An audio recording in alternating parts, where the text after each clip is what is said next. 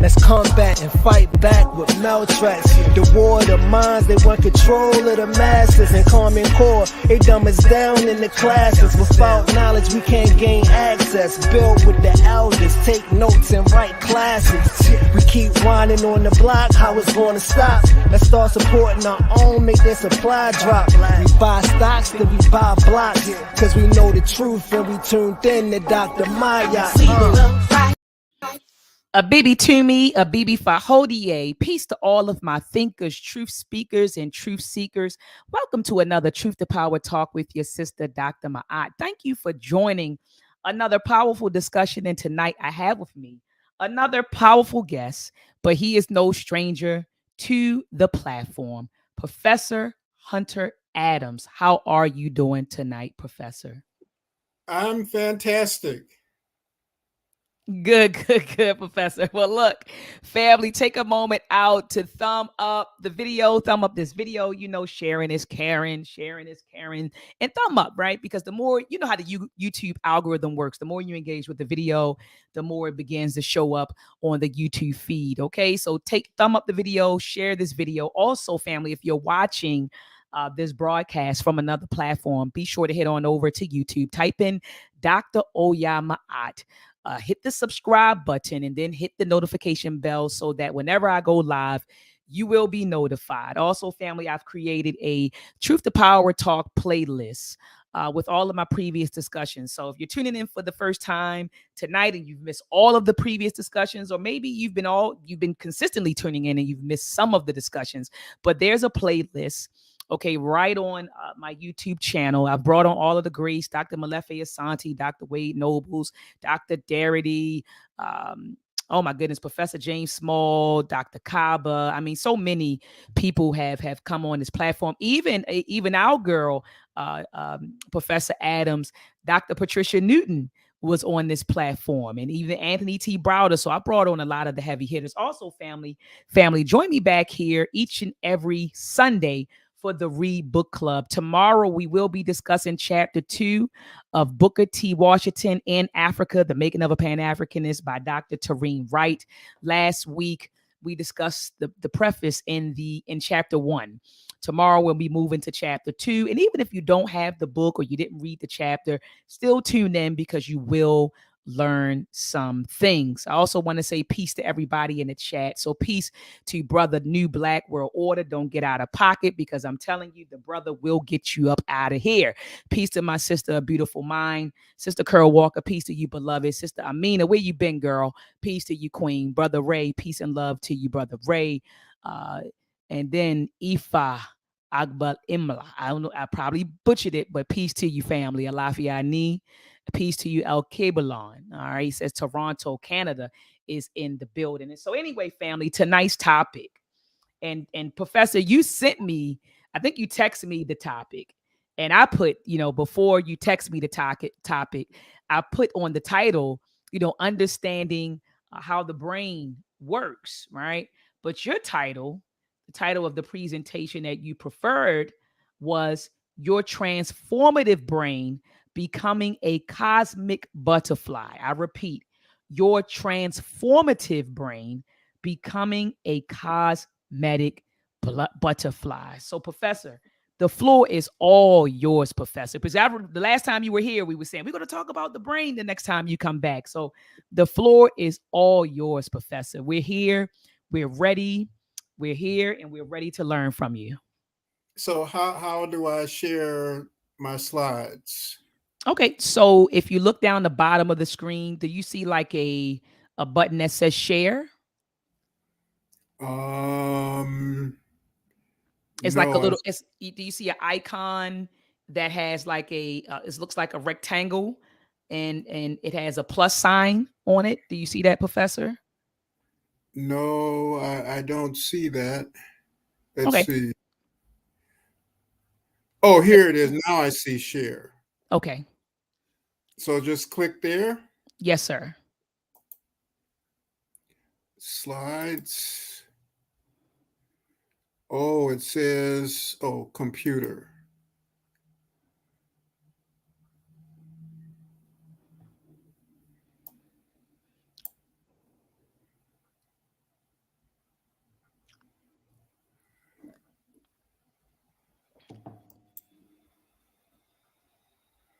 let's see here.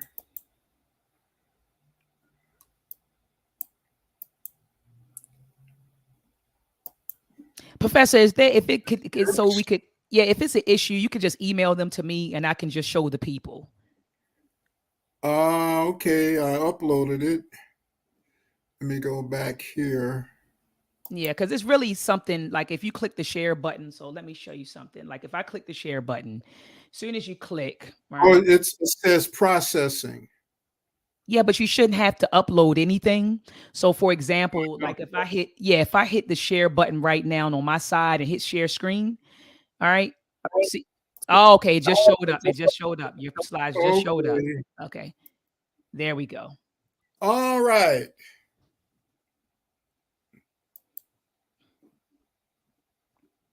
Let's see.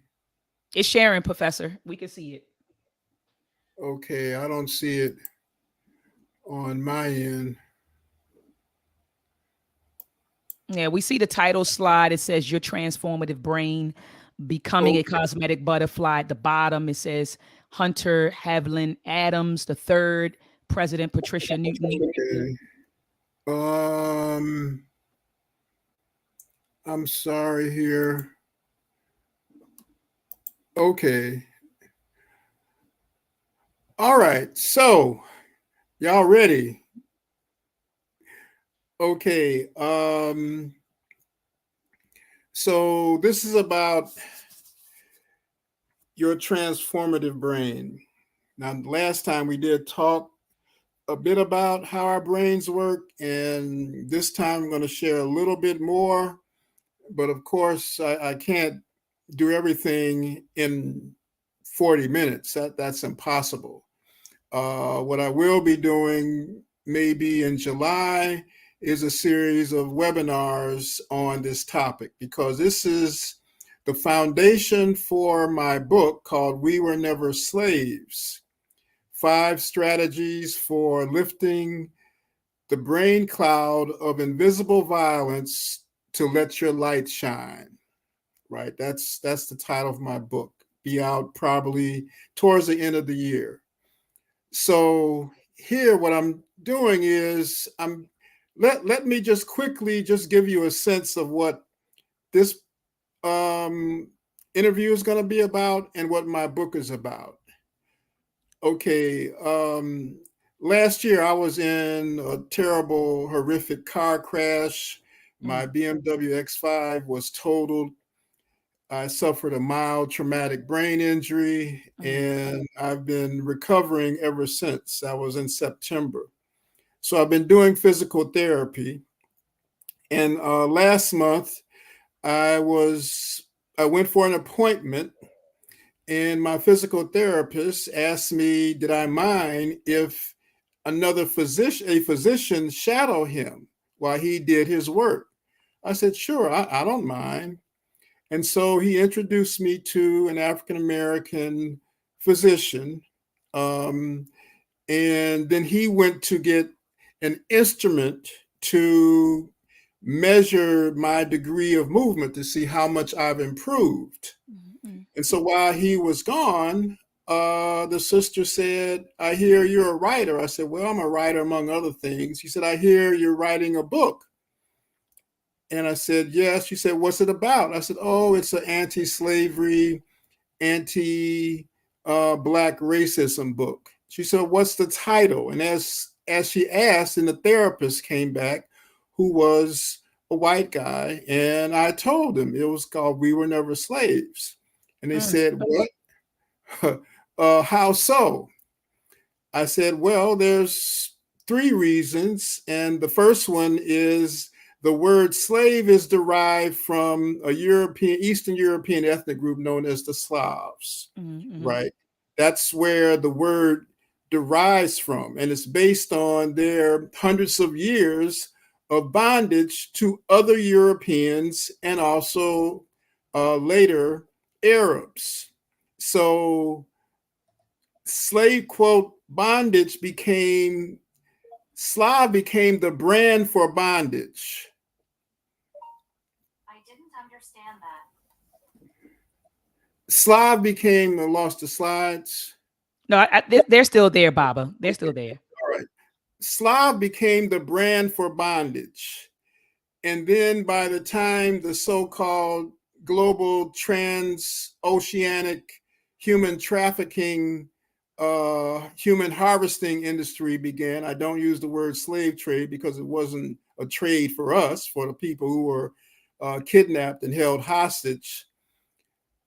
The notion of slave became now associated with African people, where it still stands today. So slave is a label, not a person. And whenever we see the word, we don't think of a person because the person has been taken away. Now the person is an object, and that's very important. And African people worldwide will never be, quote, free in their minds. We're free-ish, but not free until we totally reject the term slave because it denies our humanity. She said, wow. So I said, the second thing is just like an architect, and Dr. Maat, you can certainly appreciate this, builds models of the structure that before it's constructed, so the investors and developers can have some sense of what it looks like, right? Absolutely. Physicists and mathematicians build what? Models out of equations. That's right. And equations can be very beautiful and very esoteric and abstract when we start talking about string theory and quantum mechanics and things like that. Well, guess what? I told them, our brains make models too. Our brains make models of the world we're in and of itself simultaneously, right? Are you feeling this? I'm feeling this, Baba. Go ahead, I'm feeling it. We make models of the world. Our brains is an imagination and inference engine, right? I know that's counterintuitive. But when you dream, I told them, where do the images come from? Where do the people come from that you see in your dreams? When there's no people, because you're, quote, sleep, in REM sleep, rapid eye movement sleep, because we have made models of everything that we have interacted with throughout our entire lives. And so now we have neuroscientific and other methods where we can actually see how this takes place. And it's absolutely amazing. So Professor, let me interject really quickly. So based on what you just stated about how our brains create models, when we watch videos, and I'm talking about we as African people, when we watch videos of a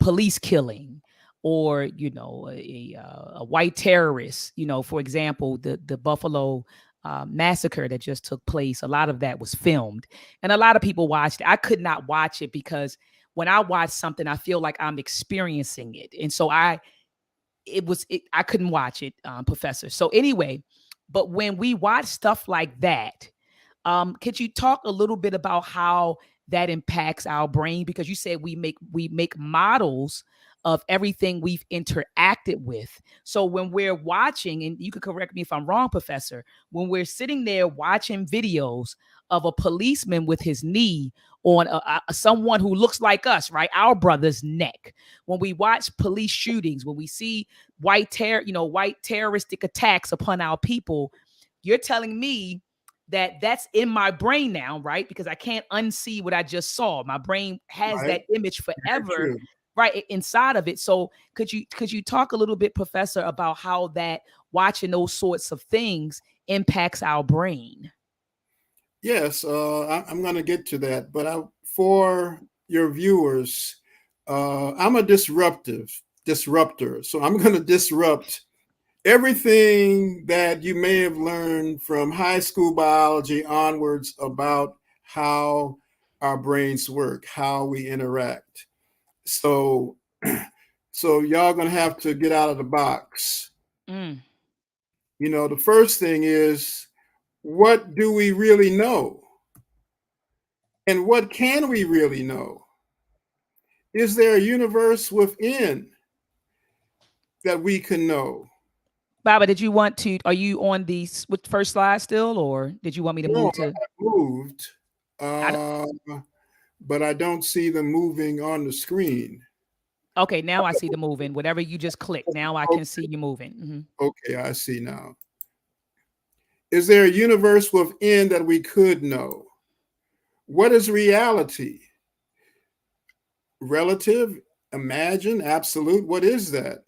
So I want to engage everyone tonight to spark their curiosity, because that's what my life has been about. It's been curiosity driven from childhood. My parents, Hunter Haviland Adams Jr., and my mother, Lorraine Verna Adams, you know, gave me and my sister and brother, told us that we got to read everything. And so for me, I was always interested in science. And so I looked at something called Mr. Wizard, right? My parents bought me a physics set, atomic energy set, and so forth. So I was into science from 5th grade, earlier. And so I didn't have a conflict. There was, for me, growing up in the Lutheran church, a German and Swedish Lutheran church, there was no split between science and religion. But in order for us to really get to the core of things, there's 6 essential existential questions, means fundamental questions we got to deal with. Who am I? What am I? Why am I here? When am I from? How do I know? And who's asking all these questions? You know, this is fundamental stuff that African people and other people, Asians, did. They asked these questions. And so neuroscience and mindfulness can fix the split that we have in the West, because it's tearing society apart, a split between religion and science, when there's only one thing. The bottom line is a human being, and it's the brain that is doing it. So for me, there's no split. And so we learn about connecting the dots, but we must also learn to disconnect them from information and knowledge. We get conspiracy theories. All depends on how you can connect the dots. And so we've been connecting the dots in the wrong way. So let's take a peek at our brain's toolkit, because it's a tool. So we're going to take a deep dive briefly, because we don't have a lot of time to answer those questions, in the dark information sea. The dark information sea. Imagine this: all your experience, everyone's experience, everything we experience, everywhere, all at once, takes place in absolute darkness, right? From this infinite realm of blackness. A song that the great miracle of the tenor saxophone and other instruments, Rahsaan Roland Kirk, told us, blackness, it's where the light of our consciousness, our being, emerges from the blackness. In the beginning, there was nothing. It was all darkness. It says that even in Genesys. The folks in Kemet, our ancestors in Kemet, laid it out of infinite darkness. There was no mind, there was no time, there was no name. Are y'all getting this? Come on, Professor. Teach, Right. teach. It's like magic, right? That your eyes, one of your sensory windows to the world, responding to particle waves of light, photons, bouncing off everything, every object here on this screen, on me, right? It's magic. Is that somehow we're able to give meaning to all of this, that we assemble these patterns of light into letters and words, which are integrated and become silent sounds, our thoughts. But then we speak these thoughts, this inner sense, and a miracle happens. You, me, derive social significance to these symbols. For example, if you see a stop sign, right, a metal sign painted red with 4 letters on it, STOP, how do you know what to do? How do you know what to do? You have interpreted meaning that has been ascribed to the sign, to that symbol. Absolutely. And that, my dear friends and family, that's something I call transphysical, because the sign is physical, right? It's not non-physical. The meaning derives from the sign, from what we interpreted. And I can't go into all this now, but so awareness is a state of in-betweenness, the physical world and the non-existent, or what we can't experience. If we can't experience, how do we know it's here? So one of my dear friends and colleagues, Dr. Richard King, peace be upon him, wrote a book called The African Origins of Psychiatry. Okay. When I studied neuroscience, the textbook was Principles of Neuroscience by second edition by Eric Kandel and James Swartz. On the cover, you see the Kemetic or Egyptian word for brain, right? For brain, taken from what's now called the Edwin C. Smith Papyrus, the first word in any human language for brain. And here, right here, you see a number of different meta-nature or hieroglyphic terms for different parts of the brain. 3,400 years ago. And so Eric Kandel, who's a Nobel Prize winner in neuroscience, who I didn't personally meet, but at least I heard his one lecture at a Society of Neuroscience conference, put on the cover of the book the word for brain, the Kemetic word for brain. Why is that important? Because we have myths that African people never did anything, didn't know anything, so forth and so on. But that sets the stage for showing how our beingness the brain embodies reality, all aspects of reality, our culture, the environment, language, music, dance, rhythms, all of this. And so we have stories from this, is that these stories are literally transcribed from our experiences, right? And so because we make models of the people, of everything, their gestures, and quickly, let me just show you, well, this is comparisons between the filaments between galaxies and a nerve right here, and all these connections. And by the numbers, it's so many. We have roughly 90 billion nerve cells, neurons, right? An equal number of glial cells, supporting cells. We have hundreds of thousands of connections between each of the cells. It's amazing that our beingness rises up out of this electromagnetic activity. All our sensory signals are transformed into electromagnetic signals, right?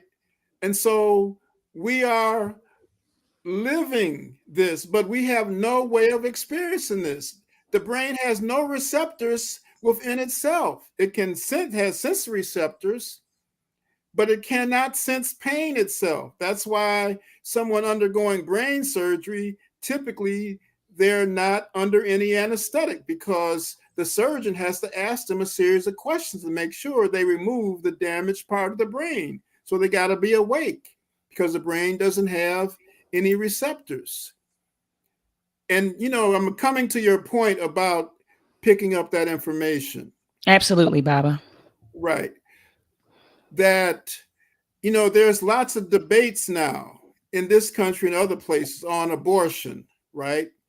And on when does a person develop? A person doesn't really exist until two years old. You know, not at conception, not a person. You have a being, a human being, but the person evolves and develops over the course of a lifetime, from roughly from age 2 to age 28, when the person is mature. And that's one thing that ancestor Dr. Francis Cress Welsing said, that we should not marry until we're 28, when our brains are mature. Not at 18, not at 12, because our brains are mature, and so we end up with a whole host of relationship problems. And so there's critical developmental periods, right? And so the fundamental thing that children want to know is, tell me who I am. So by the time a child is 2 years old, they've discovered their body, me, right? But they're becoming increasingly aware of being self-conscious of, I can do things at 2. That's why they talk about the terrible 2s, the toddlers. And their self-discovery begins with looking at a mirror, looking at themselves in the mirror. And they're learning these very basic developmental aspects of becoming a person. And it's really crucial that early childhood education is so very important. Why is it important? And here I'm coming to your point, is that there was an Italian neurophysiologist, right, who in 1997 accidentally discovered the mirror neuron system by some experiments on the motor cortex of macaque monkeys. And he found that the same cells became active or fired when the monkey reached for a banana. At the same time, those same cells responded exactly when he handed him a banana. So in other words, the monkey was imitating or mirroring the behavior. And so now we have learned, experiments have learned, that there's mirror neurons found in many animals, human beings, monkeys, even birds. So we are wired to imitate others. The mirror neuron system gives us the capacity to have empathy. And that's one of the biggest issues with people who have autism, is that they have a socialization deficit. So growing up as children, first you see, then you do.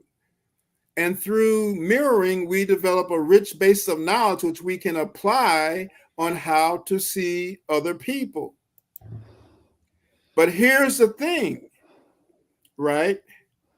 There's dangerous consequences of vicarious learning, imitation, and maladaptive, dysregulated emotions.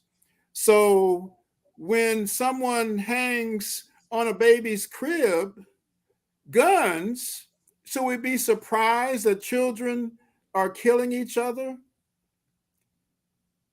That shouldn't be a surprise. Should we be surprised at, given the media's presence with all kinds of guns and so forth?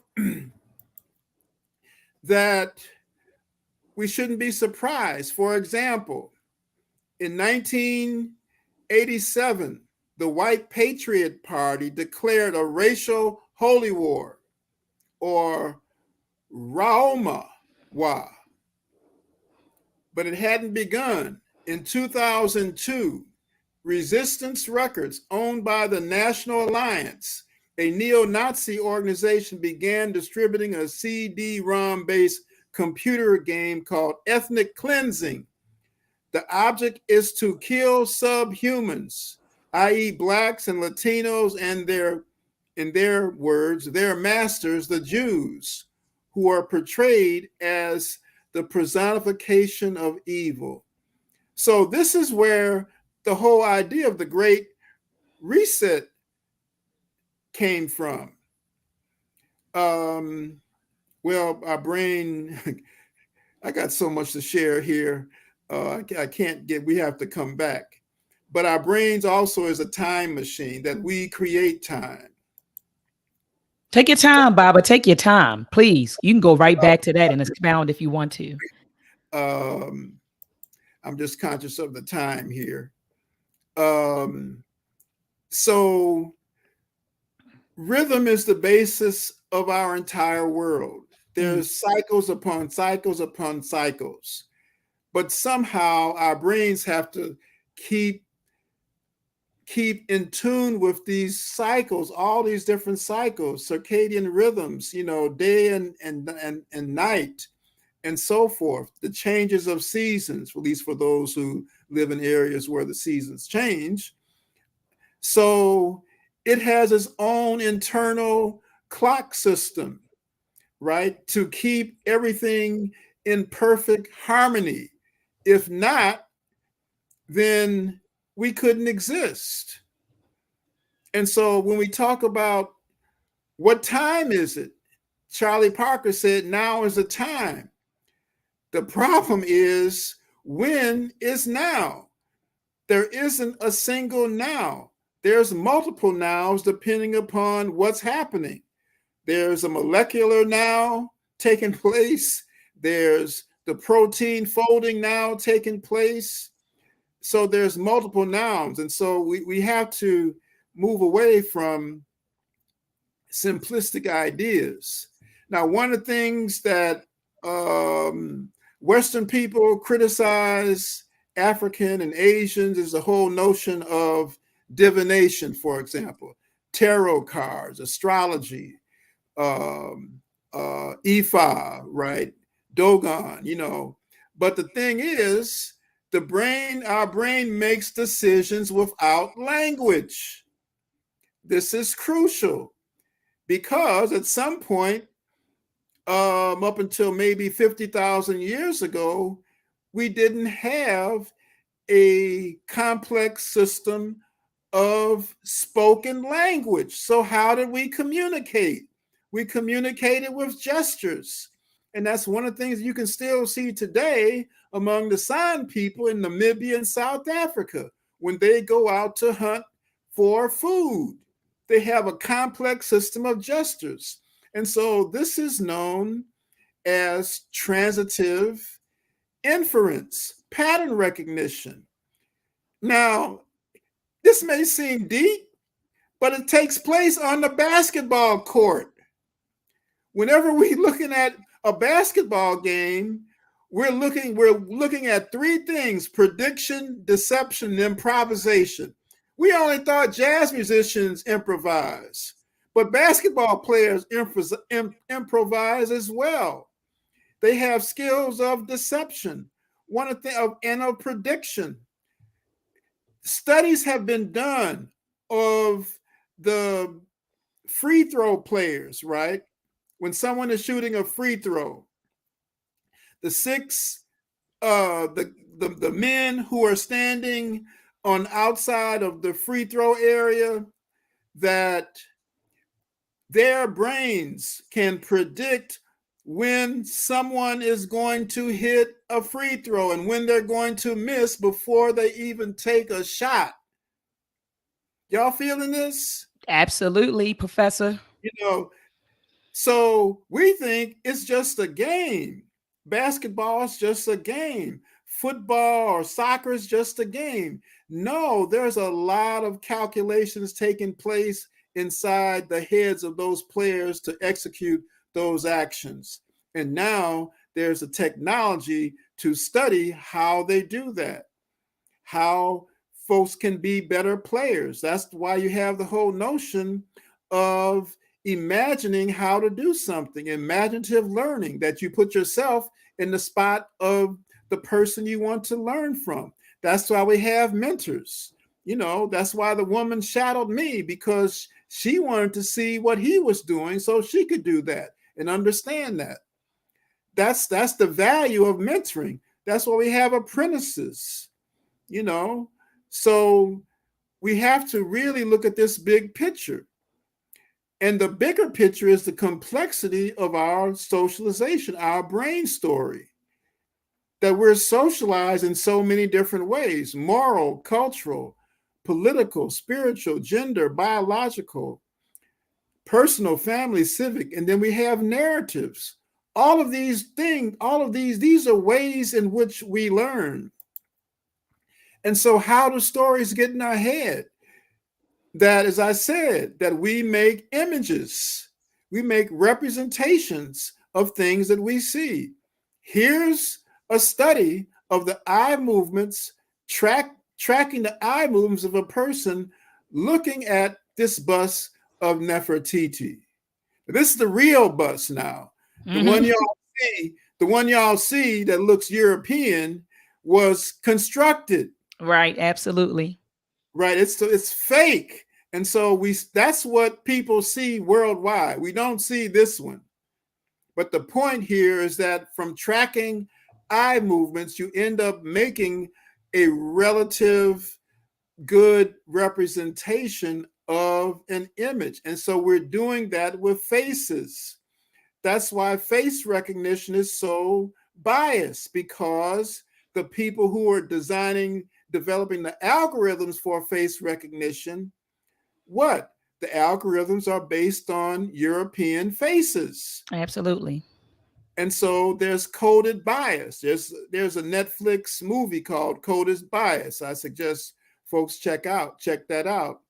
So the African cultural, social, psychological world is largely a construct of the European way. Come on, Professor. I'm not casting dispersion on Europeans, but I'm just saying is that since the Ma'afa, we have been inculcated with their models of ourselves. Their models of ourselves. They say that we're not human beings. That's their claim, right? We don't see that there was trade networks all across the continent before Europeans came in contact with Africans. Why is that important? Because we have Chief Justice of the United States Supreme Court, Roger Taney, in the Dred Scott decision, March of 1857, declared in the decision, this is a fact, it's written, that Blacks or Africans are beings of an inferior order. This has never been struck down. His decision has never been amended or annulled by any Supreme Court since. In fact, there's never been a brief to do that.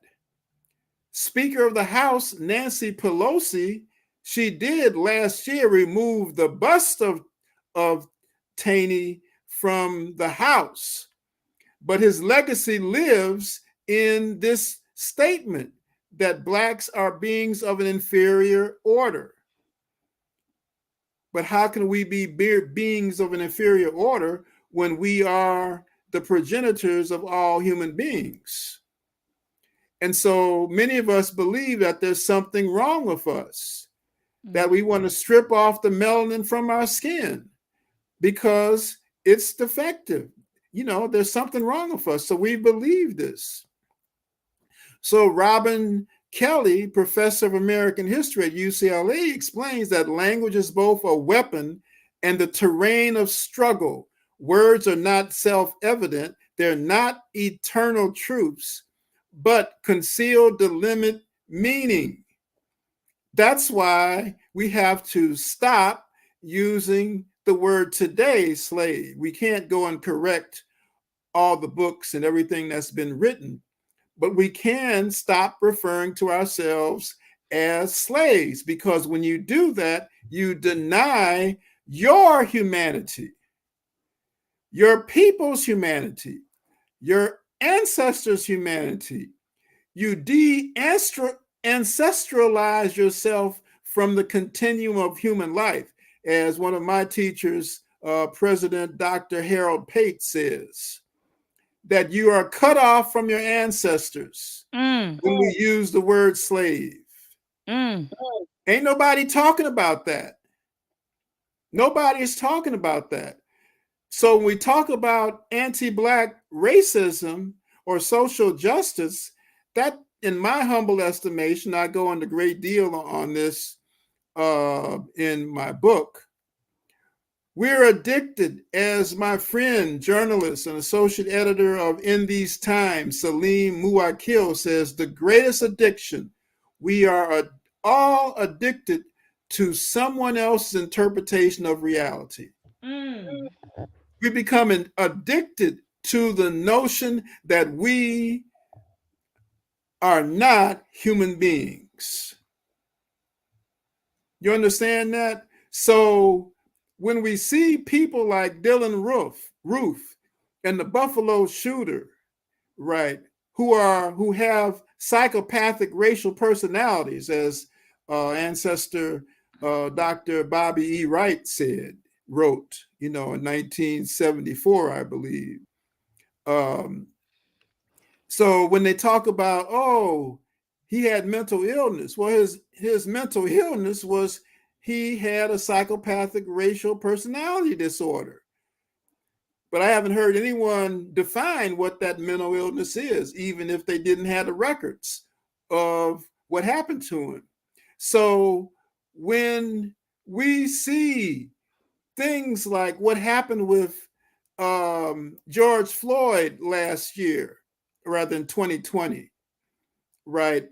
We are re-traumatized witnessing that type of violence. We are re-traumatizing ourselves. We don't need to do that. We've been framed.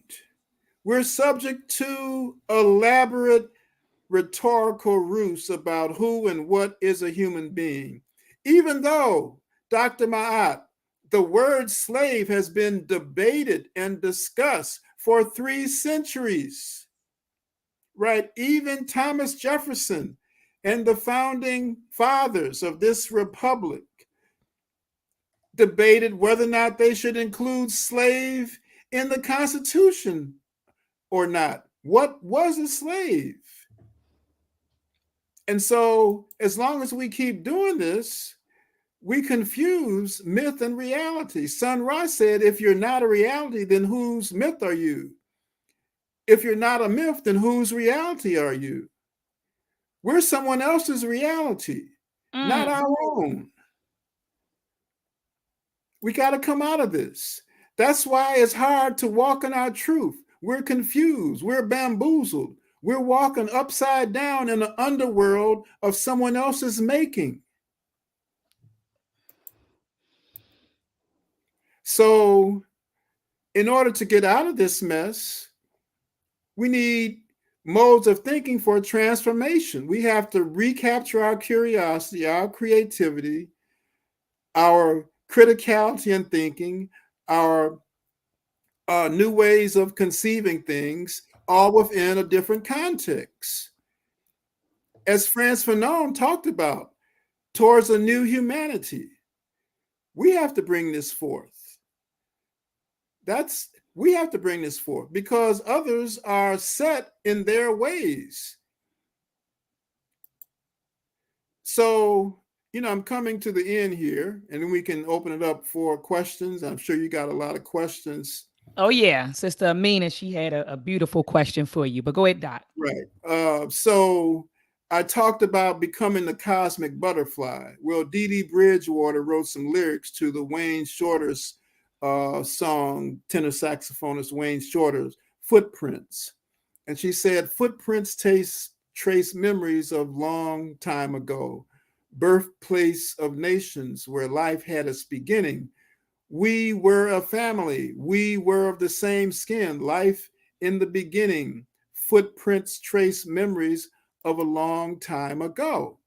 So Dr. Alondra Oubre, a medical anthropologist, in her book, Instinct and Revelation, traces 300,000 years of human consciousness evolution. 300,000 years. Okay, well, where's the data for this? So it began, this sense of cosmic transformation, of transcendence, began, and I believe, in South Africa around 300,000 years ago, where the earliest common ancestors of all humans left traces of their complex thoughts, actions, inventions that scientists identify as modern human behavior. Blombo's cave. Huh? You have the caves down there, Blombo's Right. caves and all of the different caves. Right. Right. So Homo naledi, right, what's interesting about this discovery in 2013, right, in this inaccessible cave system that they had. Now other burial sites have been found in Morocco dating around the same time, and other places. But what makes this one different is the ritual burial of their dead. The earliest evidence of the realization of our transcendent self, right? The earliest evidence. Now, what may have brought that on? Some people are saying, well, they may have ate some psilocybin containing mushrooms, right? Magic mushrooms, and that broke open their heads to a whole new reality, and they became aware of their mortality. It's a theory. It's anyone who's had that experience will talk about, or ayahuasca, right, or some of the other things, they can talk about what that may have been. But the point that I'm getting to is that, Dr. Maat, I want y'all to listen to this very carefully. Metamorphosis, that when I talked about the very beginning of the cosmic butterfly, there's a hormone called ecdysterone, which is one of the main hormones responsible for the molting that takes place of a butterfly, the dissolving of its exoskeleton as a caterpillar, right? Ecdysterone. Guess what? Guess what, Dr. Maat? What, Professor? Human beings have the same hormone. That we are constantly undergoing transformation of our beingness. The challenge is how to make that conscious. And that's the purpose of spirituality, of meditation, to make that transformation of knowing who we truly are conscious. So when we want to restart the world, we need enlightenment. We need more light about each other. Light creates understanding. Understanding creates love, and love creates unity. Ashe. Right? Thank you.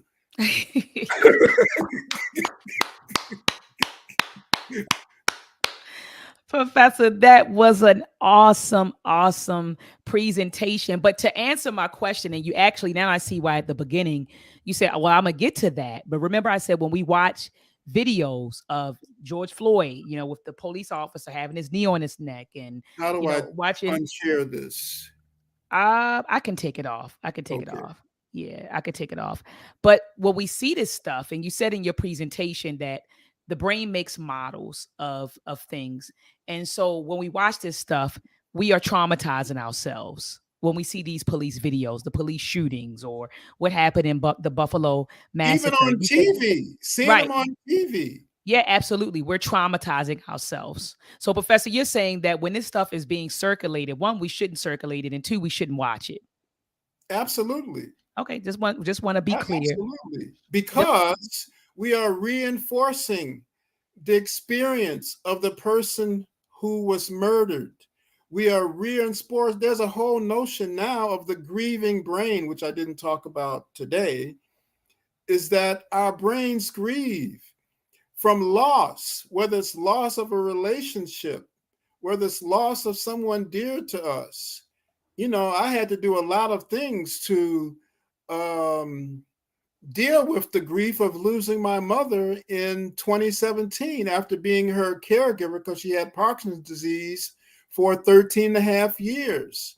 And so there was this level of attachment of her presence within me was profound. And that's true with anyone who loses someone that they love, because now your brain networks have to reorganize Mm, because they're absent, they're physically gone, but the memories are still present within our nervous system. And so it takes a long time, years, decades, for a reconfiguration of our neural networks to take place, right? We have to purge a lot of stuff. That's one of the things that's only been recently discovered, that our brain has a waste disposal system. It has to get rid of the toxic byproducts of of all the interactions taking place. Otherwise, it'll accumulate. And that's why you get tangles and plaques, you know, for Alzheimer's disease and dementia, right? Because those bundles of cells close off communication. So we have to cleanse ourselves of toxic images, mm, toxic thoughts, toxic speech. And that's why I'm totally against using the word slave to refer to us in the past, today, because it denies our humanity. We were body snatched off the continent, not kidnapped, body snatched, right? We weren't on a slave ship. Those were floating prisons come on. where Come on, Professor. they developed in England, where the English used floating ships to house their criminals, right? They didn't sail anywhere. They were put on ships called Hulks, Hulk, not the Marvel character. Y'all can look this up, right? Hulks, floating prisons.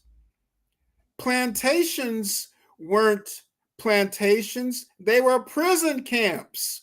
We had to change the lamps. Our ancestors were held hostage. They couldn't go anywhere without a pass. Families were constantly being broken up. So imagine that every time a family was broken up, our ancestors' brains had to reconfigure that loss, the grief, because they were still present within them. One of the first things a child learns, their first identity, is their name.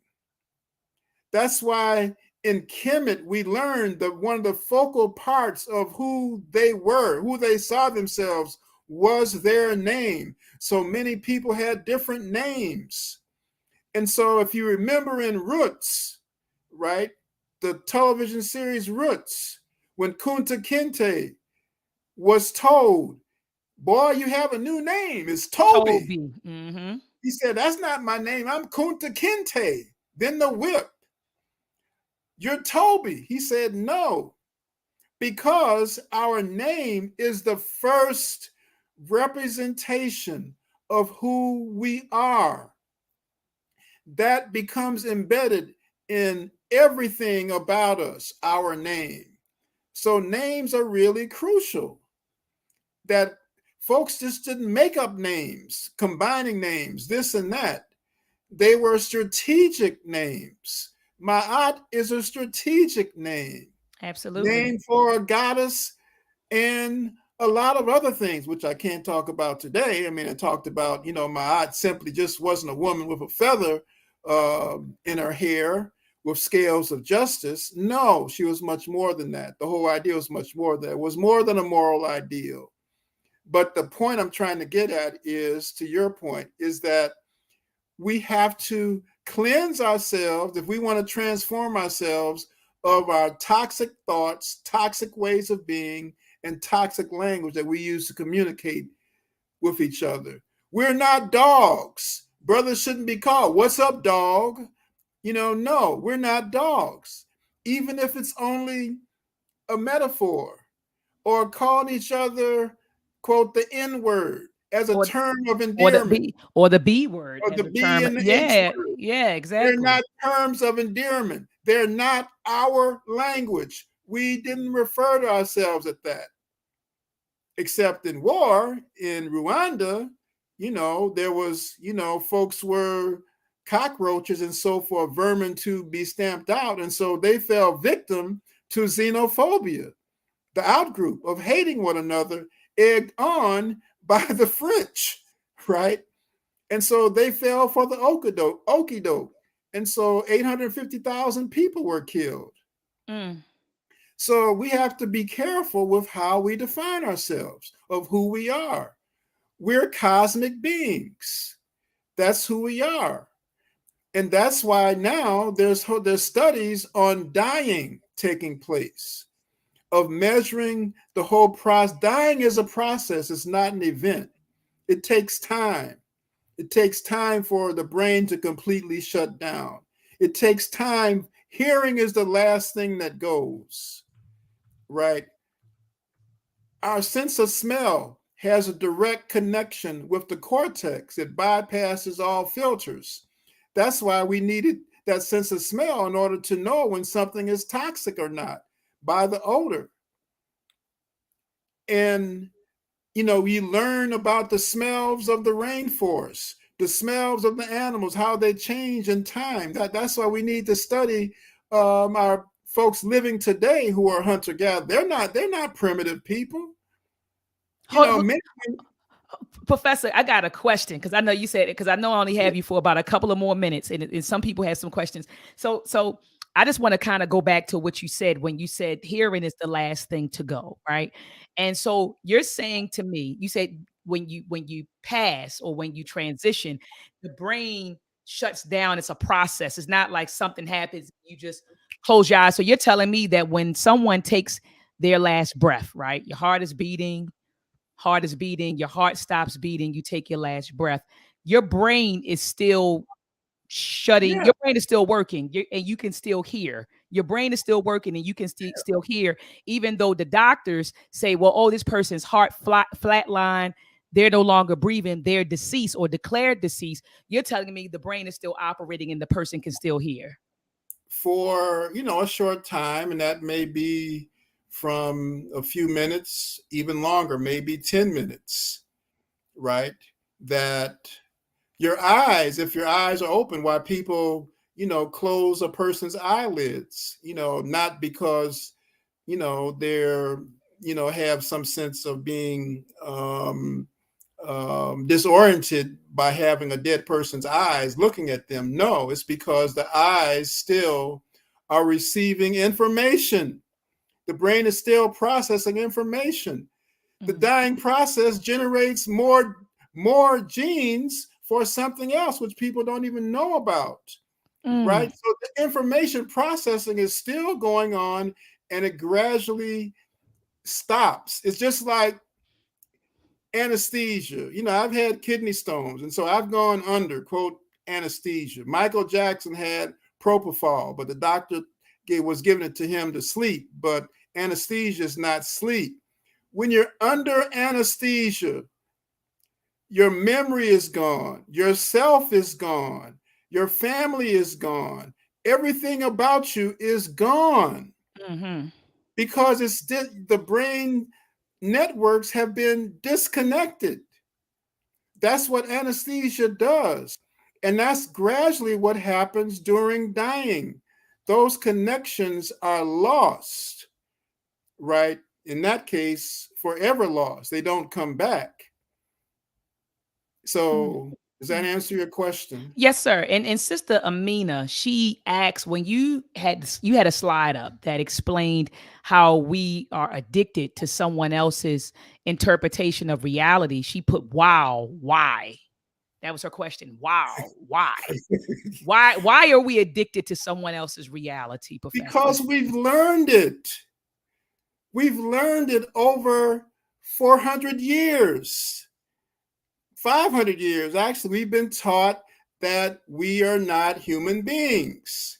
It's been legislated. We've been taught that not to read, because if you read, well, then you become dangerous, right? And so that's what, my beloved ancestor, Dr. Bobby Wright, he had high regard for people like B.F. Skinner and Pavlov because of operant conditioning, is that if you are constantly fed a stimulus, like if you look at Tucker Carlson on Fox News, and the New York Times did an expose on how Tucker Carlson does propaganda on Fox News. Over and over again, you repeat the same story over and over again.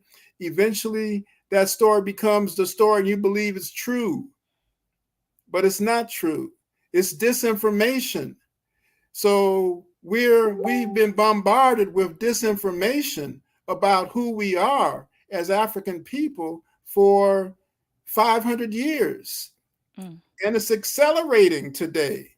People are confused. They don't know who they are. Extremely. Even if you take something as gender is a developmental process, right? Not biological sex, but gender is developmental. A 2-year-old doesn't, 3-year-old doesn't know if he or she is a boy or a girl. They may notice their bodies, but until they come in contact with a body that's not like theirs, that's the opposite. Ooh, I didn't know that.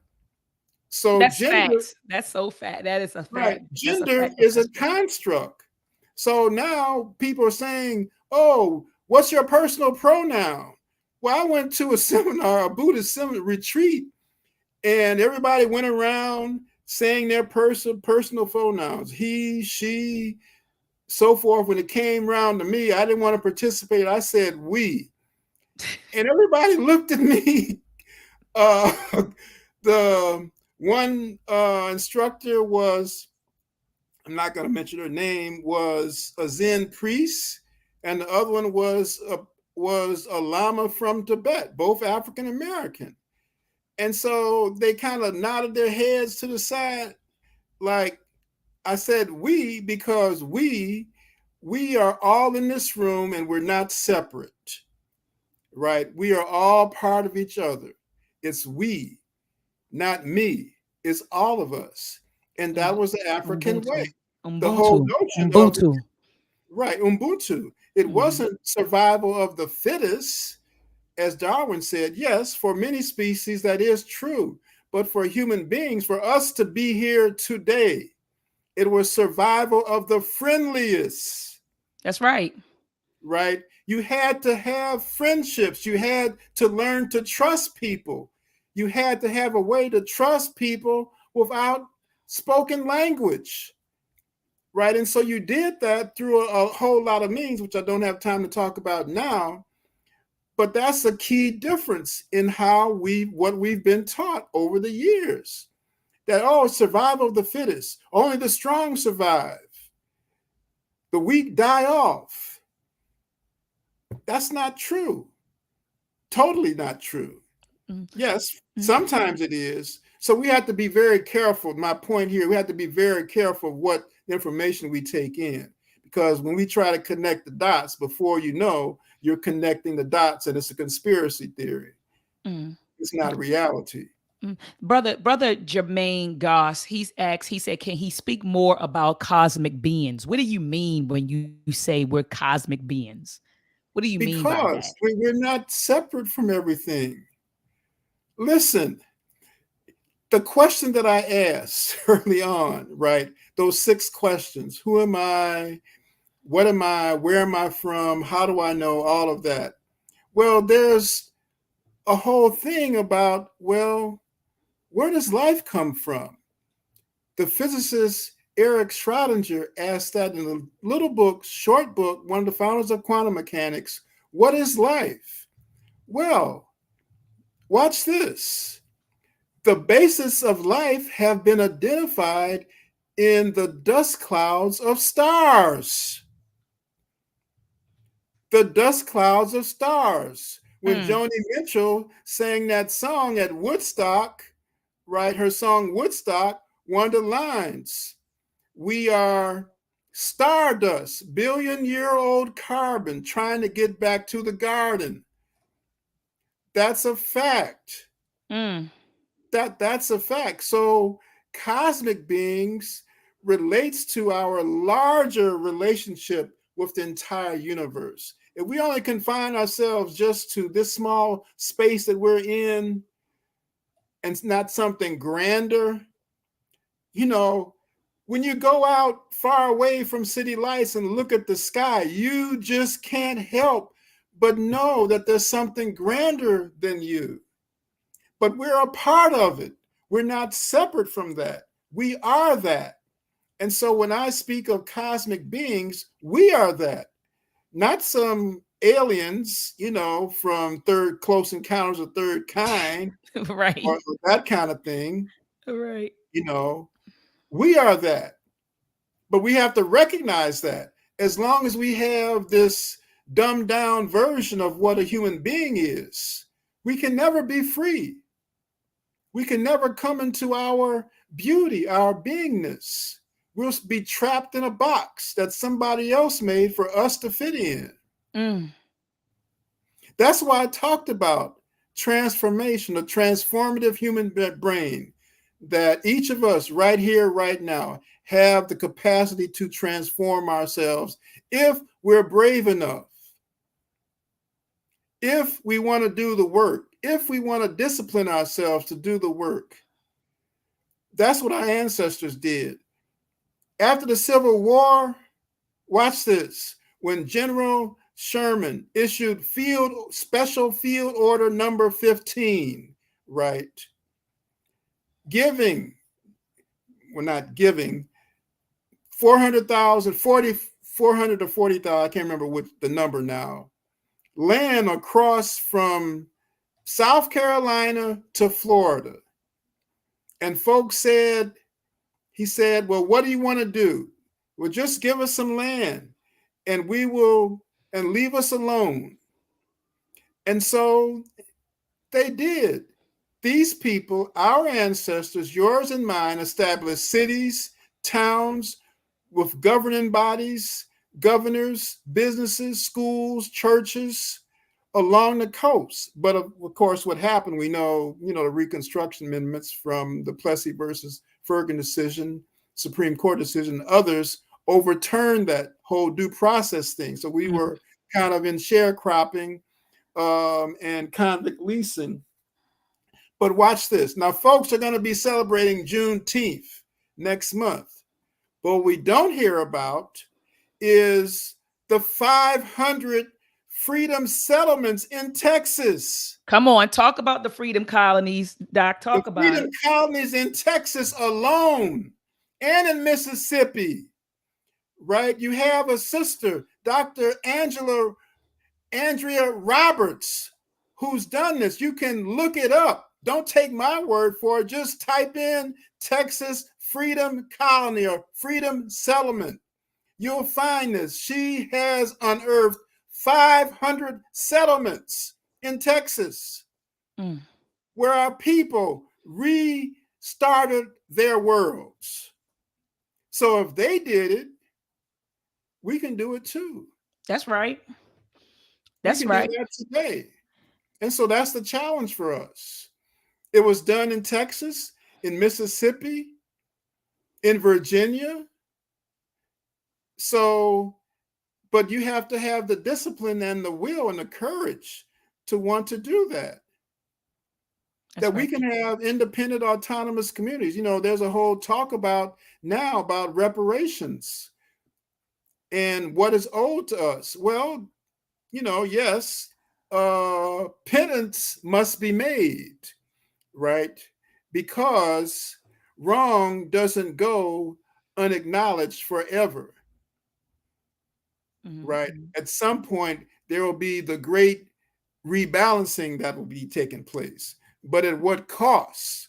Mm. Who, you know, Third World talked about you write a ticket to the price you're going to pay, right? So, what ticket is going to be written to balance the books of human suffering, ours? Mm. So, there's a lot of work to do. Were there any other questions? You have another question? I know we're kind of Yes, running yes, out of yes. Yeah. This is the last question, and then we're going to roll out. Professor Real Talk said, "What percentage of the educational system is meant to attack African children?" what percentage? That's what he asked. Okay.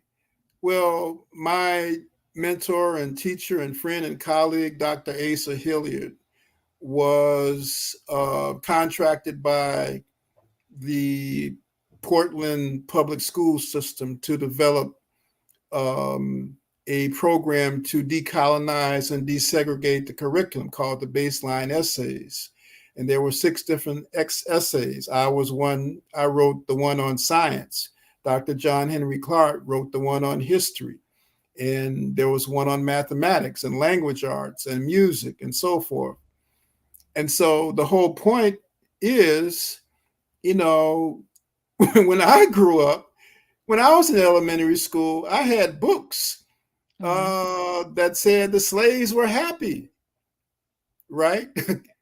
And recently, there was one publisher that said the quote, slaves were migrant workers, right? And a sister, when a sister's son brought home the textbook and showed it to his mother, she went ballistic. I remember. I saw the You remember article. that, Yeah, I saw it. right? So the whole point is that there's many lies that the education system that has told us, and they still tell us the lies.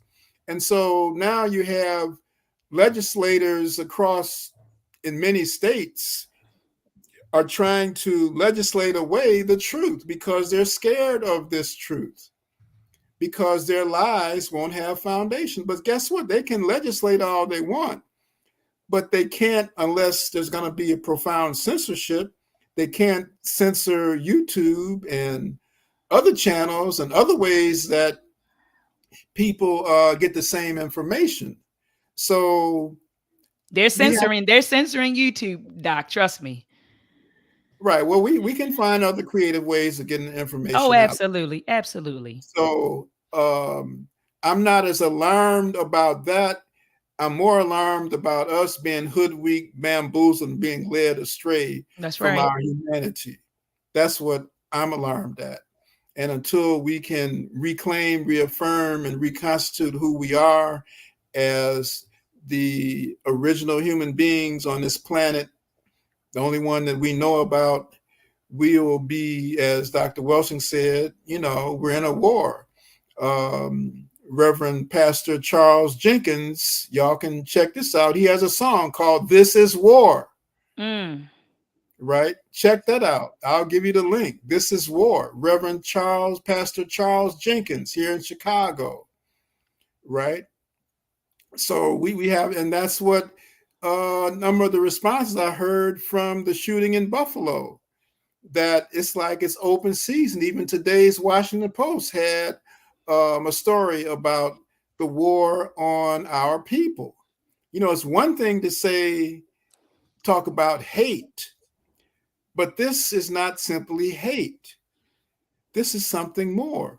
Absolutely. The guy drove over 200 miles to target a particular community.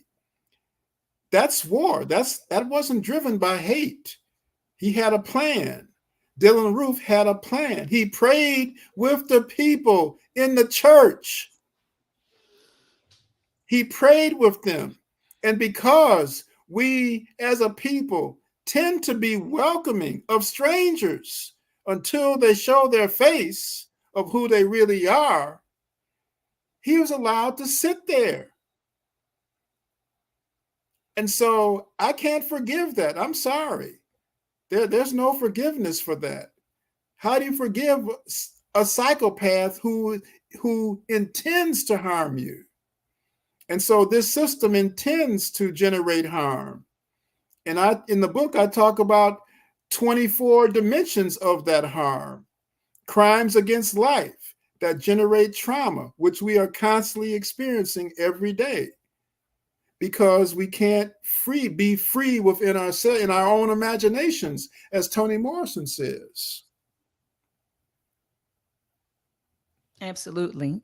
Absolutely, Professor. So, Professor, do you have any closing words? Well, first of all, I want to thank you for taking time out to come on. And I want you to sit tight after we close out, because I wanted to say a couple of things to you before I let you go. But I do want to thank you, Professor, for taking time out of your schedule to be with my listeners and I tonight. I do want you to come back to talk about what is a human being, or what it meant to be a human being in the African context. What did that mean?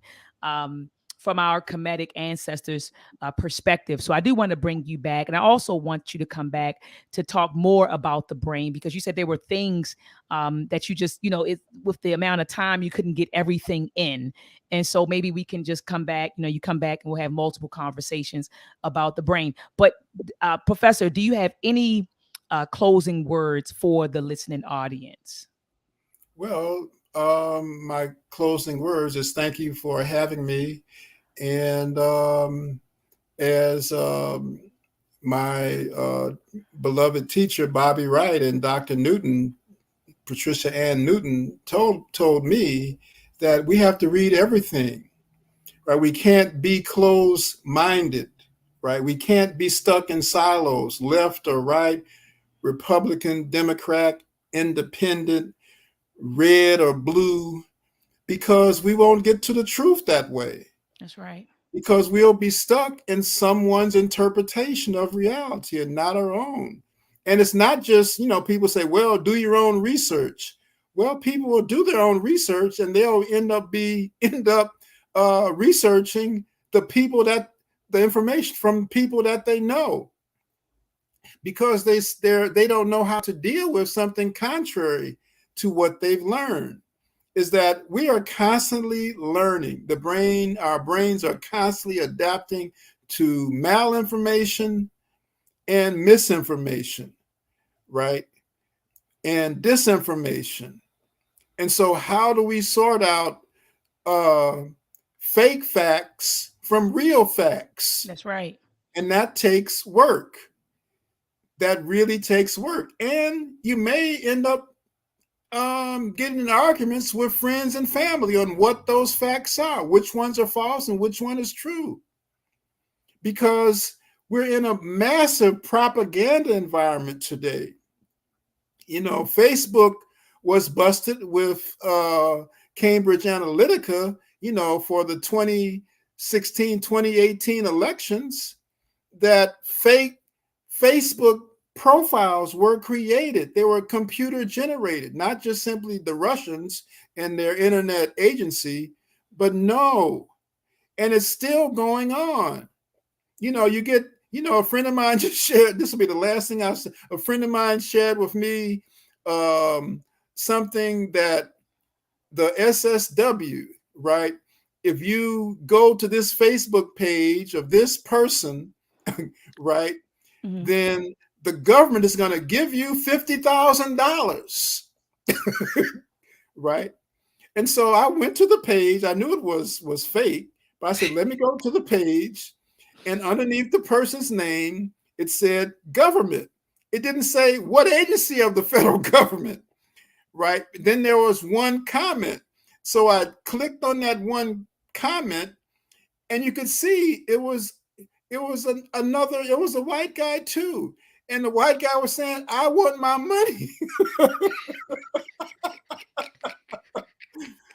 But it was totally fake.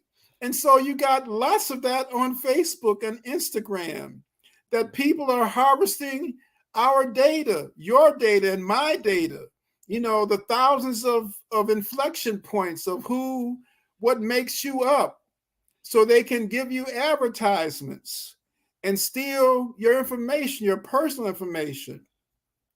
That's why, maybe I'll teach a course on dealing with disinformation, a webinar or something, but you have to learn how to do that. So my closing thought is pay close attention to what you take in, the images that you take in, the information that you take in, the sound that you take in, the smells that you take in, everything, the relationships that you take in, because some of them may be not to your transformation. All right. Well, thank you so much, Professor. Everyone loves you. Yeah, I was trying to put their comments on the screen. I don't know if you can see it on your end, but I was trying to put up. You saw some of them. Yeah, I was trying to like while you were. I didn't want to put too many up while you were presenting, because I didn't want any of the comments to block your slides. But I tried to put up everyone's comment so that you could see them. They said this was an excellent presentation. They said you always drop gems, and they really enjoyed themselves. And even, a few people said they were going to go back and rewatch this. And I typed in the chat that I'm going to do the same. So thank you so much, Professor, for being with us tonight. And so I got a schedule to come back on. Family, join me back here tomorrow at 7 p.m. Eastern Standard Time for the Read Book Club. Tomorrow, we're discussing Chapter 2 of Booker T. Washington in Africa, The Making of a Pan-Africanist by Dr. Tareen Wright. Last week, we discussed the preface. Some people say preface, but it's preface in Chapter 1. And tomorrow, we'll be discussing Chapter 2. So I'll be live again, all right, tomorrow. And I'll probably go live again on Tuesday. So if you don't catch me tomorrow, catch me on Tuesday. And if you don't catch me on Tuesday, have a Blacktastic week. Please. And Black Power. Let's combat and fight back with maltraction. The war of the minds, they want control of the masses. And Common Core, they dumb us down in the classes. Without knowledge, we can't gain access. Build with the elders, take notes and write classics. We keep whining on the block, how it's gonna stop? Let's start supporting our own, make their supply drop. We buy stocks, then we buy blocks. Cause we know the truth and we tuned in to Dr. Maat.